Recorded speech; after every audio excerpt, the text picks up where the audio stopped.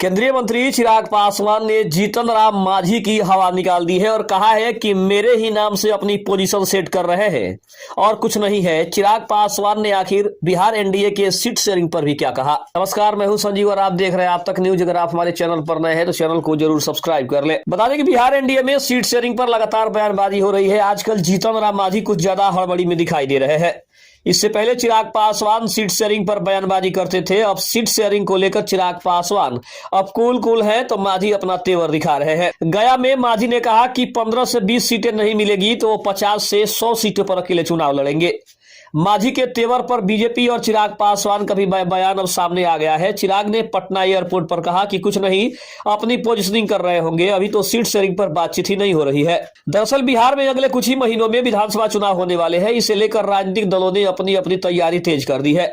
इसी बीच गया में केंद्रीय मंत्री जीतन राम मांझी ने कहा है कि आवश्यकता पड़ी तो हम अकेले 50 से 100 सीट पर चुनाव लड़ेंगे।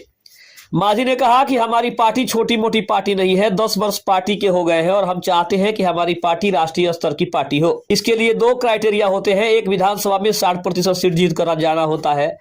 उन्होंने कहा कि 15 से 20 सीटें होती है तब ना 8 सीटें जीत कर आ जाएंगे। फिर 6% वोट टोटल होना चाहिए, तो उस हिसाब से हमारे घर में विधानसभा में 10 से 15 हजार वोट है। अगर एनडीए गठबंधन की ओर से 16 से 20 सीटें मुझे नहीं दी गई तब फिर भी हम अकेले 50 से 100 सीटों पर चुनाव लड़ेंगे। उस हिसाब से 6% का कुल मतदान मिल जाएगा, जिससे पार्टी राष्ट्रीय स्तर की पार्टी बन जाएगी। केंद्रीय मंत्री जीतन राम मांझी के इस बयान पर जब पटना में चिराग पासवान से सवाल किया गया तो उन्होंने कहा कि कुछ नहीं, अपनी पोजीशनिंग कर रहे हैं। मगर हकीकत है कि अभी चर्चाओं की शुरुआत नहीं हुई है। लंबे समय तक हम लोग उपराष्ट्रपति जी के चुनाव में हम लोग व्यस्त थे।